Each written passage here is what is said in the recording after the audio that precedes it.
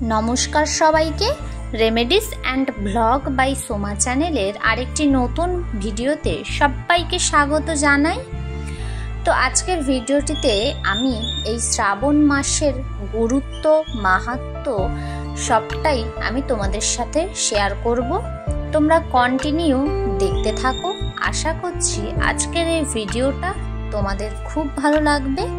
আর যদি ভালো লেগে থাকে অবশ্যই আমার চ্যানেলটা সাবস্ক্রাইব করে পাশে থাকা বেল আইকন প্রেস করে নোটিফিকেশন অল করে নিও, যাতে এরকম নতুন নতুন ভিডিও সবার আগে তোমাদের কাছে পৌঁছে যায়। তো আজকে হলো শ্রাবণ মাসের শেষ সোমবার। কবে থেকে শুরু হচ্ছে শ্রাবণ মাস, এবারের শ্রাবণে কটা সোমবার, সবটাই আজ আমি তোমাদের সাথে শেয়ার করব। শ্রাবণ মাস শিবের অত্যন্ত প্রিয়। এই মাসে শিবের পুজো করলে শুভ পরিণাম পাওয়া যায়। হিন্দু ধর্মে শ্রাবণ মাসের বিশেষ মাহাত্ম্য রয়েছে। সনাতন ধর্মে এই মাসটি শিবকে সমর্পিত করা হয়েছে। এই মাসে নিয়ম মেনে শিবের আরাধনা করলে মহাদেবের কৃপায় সমস্ত মনস্কামনা পূরণ হয়। এবছর শ্রাবণ মাসে দুর্লভ সংযোগ তৈরি হচ্ছে। দুটি পদ্ধতিতে শ্রাবণ মাসের গণনা করা হয়, সংক্রান্তি অনুযায়ী ও পূর্ণিমা অনুযায়ী। পূর্ণিমা তিথি অনুযায়ী 22 জুলাই থেকে শ্রাবণ মাস শুরু হচ্ছে এবং শেষ হবে 19 আগস্ট। অন্যদিকে সংক্রান্তি অনুযায়ী 16 জুলাই সূর্য কর্কট রাশিতে প্রবেশ করবে।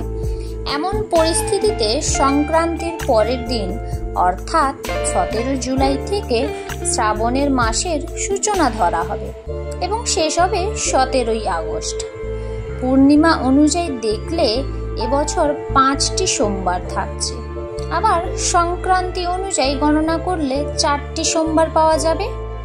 বাংলা পঞ্জিকা অনুযায়ী সূর্য সংক্রান্তি থেকে বছর গণনা করা হয়। এ কারণে 17 জুলাই থেকে শুরু হবে শ্রাবণ মাস।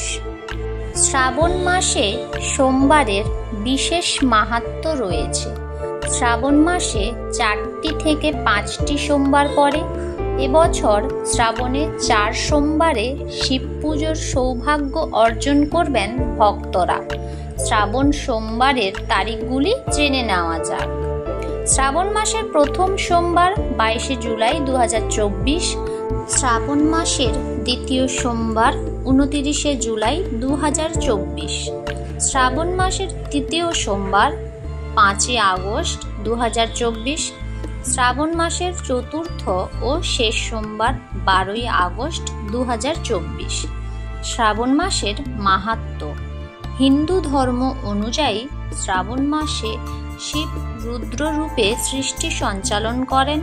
প্রচলিত বিশ্বাস অনুযায়ী শিবকে অর্জন করার জন্য পার্বতী কঠোর তপস্যা করেছিলেন।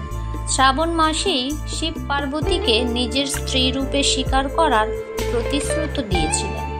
তাই এই মাসটি শিবের প্রিয় এবং এই মাসে করে থাকা পূজার্চনা ব্যক্তিকে বিশেষ ফলাফল প্রদান করে। এছাড়াও যে ব্যক্তি শ্রাবণ মাসের সোমবারের উপবাস করেন তারা সমস্ত সুখ লাভ করে থাকেন। শ্রাবণ মাসের শিব পুজোর নিয়ম। শ্রাবণ মাসের সোমবারে সকালবেলা তাড়াতাড়ি উঠে স্নান সেরে স্বচ্ছ পোশাক পরে নিতে হবে। বাড়ির পুজো সম্পন্ন করুন। দেবদেবীর সামনে প্রদীপ প্রজ্বলিত করুন। শিব মন্দিরে গিয়ে গঙ্গা জল ও দুধ দিয়ে শিবের অভিষেক করুন। শিবকে ফুল বেলপাতা নিবেদন করুন। এরপর প্রদীপ, কর্পূর ও ধূপকাঠি জ্বালিয়ে আরতি করবেন। শিবের ধ্যান বা কোনো মন্ত্র যোগ করা যায় এ সময়। শিবভক্তি জীবনের ধর্ম বিশ্বাসের গাত্রে গাত্রে ছড়িয়ে আছে এক কথায়। প্রত্যেক মুহূর্তে মহাদেবের সেবায় এক মন্ত্রেই ব্রতী হন কোটি কোটি ভক্ত। শান্তি, সমৃদ্ধি আর বিপদের মুক্তিতে বারবার উঠে আসে শিব কথা। আর এখানেই গুরুত্ব পায় শ্রাবণ মাস। পুরাণে বলা হয় শ্রাবণ মাস হলো শিবের মাস। এই সময় দেবাদিদেবের আরাধনা সবচেয়ে কার্যকরী, অর্থাৎ এই মাস জুড়ে শিবের বিশেষ নিয়মে পুজো করলেই মেলে মুক্তি। কেন এখানেই উঠে আসে শ্রাবণী সোমবারের কথা? দেবতা সোমনাথের আবির্ভাবের দিন এই সোমবার, যেদিন সোমনাথ অর্থাৎ শিবকে তুষ্ট করতে পারলেই অসাধ্য সাধন ঘটতে পারে মুহূর্তেই।